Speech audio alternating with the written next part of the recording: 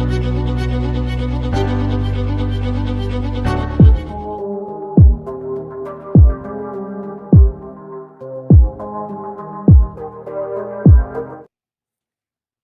Guys, this is Shashank Agarwal. Welcome to our channel being doctor. आज हम काफ़ी इंटरेस्टिंग सा टॉपिक लेकर आए हैं। देखिए, अक्सर क्या होता है, कुछ लोगों को, काफ़ी लोगों को आयुर्वेदा में एनाटॉमी में काफ़ी दिक्कत होती है। ठीक, तो उसके लिए लेकर आए हैं, कुछ कंसेप्ट की बात करेंगे, कुछ ट्रिक्स की बात करेंगे, कुछ निमोनिक्स की बात करेंगे, जिससे आप इजीली ट्रिक्स को लिख सकें। देखिए, एनाटॉमी का पेपर 2 जो होता है, उसमें एब्डोमेन हमारे सिलेबस में होता है। तो एब्डोमेन में काफ़ी सारे ऑर्गन्स है, लाइक किडनी है, पैनक्रियाज है, स्प्लिन है, गॉल ब्लैडर है, लिवर है। इन सबको हमको पढ़ना होता है। पढ़ने के साथ साथ हमें क्या लिखना होता है, बेसिकली देखिए ये भी समझ लीजिए क्या क्या लिखना होता है। लाइक आपको उसके रिलेशंस, कि उसके आगे क्या है पीछे क्या है। रिलेशंस का मतलब होता है कि जिस ऑर्गन के रिलेशन पूछे गए हैं उसके आसपास और कौन कौन से ऑर्गन हैं, उसके नीचे क्या है यानी इंफीरियर, उसके ऊपर क्या है यानी सुपीरियर, उसके बाहर साइड क्या है यानी लेटरल, और उसके अंदर की साइड क्या है, डेट इज मीडियल। देखिए, मीडियल का मतलब होता है टुवार्ड्स बॉडी, लेटरल का मतलब होता है अवे फ्रॉम बॉडी।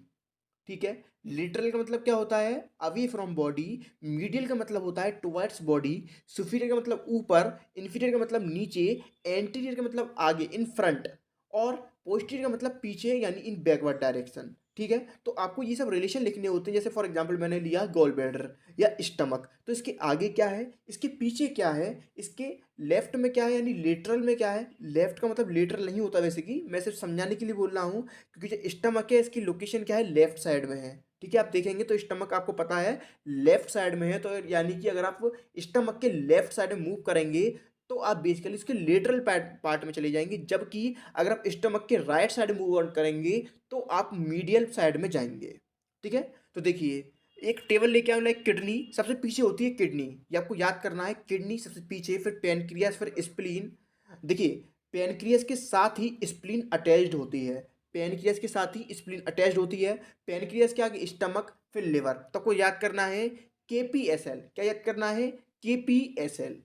ठीक है, सबसे पहले पीछे किडनी, फिर पेनक्रियाज, फिर स्टमक, फिर लिवर। लिख भी रहा है, जो किडनी है मोस्ट पोस्टीरियर, सबसे पीछे, और लिवर क्या है, मोस्ट एंटीरियर यानी सबसे आगे। यानी अगर आपसे फॉर एग्जाम्पल, अब सर इसका काम क्या है, अगर मैं याद कर लूँ KPSL, तो याद काम क्या आएगा इसका। तो देखिए, अगर आपसे फॉर एग्जाम्पल एग्जामिनर पूछ लेता है कि स्प्लीन के आप मुझे अटैचमेंट बताइए, या फॉर एग्जाम्पल स्प्लीन के रिलेशन बताइए, तो देखिए, स्प्लीन आपको थोड़ा मैं बता देता हूँ। स्प्लीन आपकी पेनक्रियास से अटैच्ड होती है। जो पेनक्रियास होते हैं इसके 4 पार्ट होते हैं। पहला होता है अनसीनेट प्रोसेस, फिर होता है हेड, फिर होता है नेक, फिर होता है टेल। जो पेनक्रियास का मोस्ट लेटरल पार्ट होता है, दैट इज टेल, यानी बाहर वाला पार्ट। जो टेल होती है पेनक्रियास की सबसे बाहर वाली साइड होती है, उससे आपकी स्प्लीन अटैच्ड रहती है। ठीक है, उससे आपकी स्प्लीन अटैच्ड रहती है। यानी अगर मैं बात करूं स्प्लीन के आगे क्या होगा, जाहिर सी बात है स्प्लीन के आगे स्टमक होगा, क्योंकि पेनक्रियास के आगे भी स्टमक है। ठीक है, तो आपको ध्यान यहाँ से अगर आप इसको याद कर लेते हैं तो आपको ये याद नहीं करना पड़ेगा कि स्प्लीन के आगे क्या है पीछे क्या है। बस आपको इतना बात पता होना चाहिए, पेनक्रियास से स्प्लीन अटैच्ड होती है। तो अगर पेनक्रियास के आगे स्टमक है तो स्प्लीन के आगे भी स्टमक होगा। पेनक्रियास के पीछे किडनी है तो स्प्लीन के पीछे भी किडनी होगी। उसी तरीके से अगर आपसे स्टमक के रिलेशन पूछ रहे तो स्टमक के एंटीरियर क्या होगा, लिवर। स्टमक के पोस्टीरियर क्या होगा, पैनक्रियास। ठीक है, तो कितना इजी है देखिए। ये आपके सामने मैंने आपको स्टमक का डायग्राम बताया, इसके आगे क्या है, लिवर, इसके पीछे क्या है, पैनक्रियास, इसके ऊपर क्या है, डायफ्राम, ईसोफेगस। ठीक है, ठीक है, तो आपको ये रिलेशन ऐसे करके याद कर लेना। अब बात आती है आर्टरीज में, बच्चे कंफ्यूज हो जाती हैं। देखिए, अगर आपको किसी की आर्टरी सप्लाई, वीनस सप्लाई याद ना आए तो आप क्या लिखेंगे, जैसे लंग्स की बात करें, ठीक है, तो ब्रोंकियल आर्टरीज। ठीक है, क्या कहते हैं, ब्रोंकियल आर्टरीज, ब्रोंकियल वेन, ये लिख देंगे। लिवर के लिए हेपेटिक आर्टरी, हेपेटिक वेन लिख देंगे।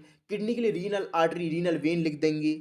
ठीक है, तो ये सब आप आर्टरी सप्लाई, वीनस सप्लाई में लिख सकते हैं, अगर आपको उनकी एग्जैक्ट वीनस सप्लाई या आर्टरी सप्लाई याद ना आए तो। मैंने कोशिश करी थी रिलेशन समझाने की, दोबारा समझ लीजिए। सबसे पीछे किडनी, किडनी जो होती है इसके ऊपर ही आपकी सुप्रा रीनल ग्लैंड यानी एडिनल ग्लैंड होती है, तो उसके भी रिलेशन आपको क्लियर होने चाहिए। ठीक है, जो किडनी होती है ये आपकी एब्डोमिनल वॉल से अटैच रहती है, सबसे पीछे की साइड होती है।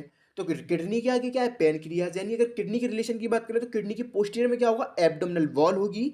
इसके एंटीरियर में क्या होगा, पैनक्रियाज होगी, यानी किडनी के सामने पैनक्रियाज, इसके पीछे हमारा क्या होगा, एब्डोमिनल की वॉल होगी। अब पैनक्रियाज के पीछे क्या है, किडनी, तो आप ये बोल दीजिए किडनी के आगे पैनक्रियाज है, या फिर ये बोल दीजिए कि पैनक्रियाज के पीछे किडनी है। या फिर अगर इसको मैं बोलूँ आपके मॉडर्न में तो क्या बोलूँगा कि किडनी के एंटीरियर में क्या है पैनक्रियाज, या फिर पैनक्रियाज के पोस्टीरियर में क्या है किडनी। ठीक है, तो किडनी के आगे क्या पैनक्रियाज, पैनक्रियाज के आगे क्या स्टमक, स्टमक के आगे क्या लिवर। ठीक है, पैनक्रियाज से आपकी स्प्लीन अटैच रहती है, तो इसके भी आपको क्या कहते हैं रिलेशन हैंड टू हैंड याद हो जाएंगे। यानी अगर आप एनाटॉमी में इसको पढ़ ले रहे हैं तो किसी भी ऑर्गन का आपका अटैचमेंट या रिलेशन या फिर आर्टरी सप्लाई या वीनस सप्लाई आ जाए, आप इजीली लिख देंगे। यानी अगर आप ये 4-5 वीडियो मिनट की वीडियो सुन रहे हैं तो आपको ये बात समझ में आई होंगी। समझ में आई हो, अच्छी लगी हो तो चैट सेशन में बताइए, कमेंट करिए, शेयर करिए।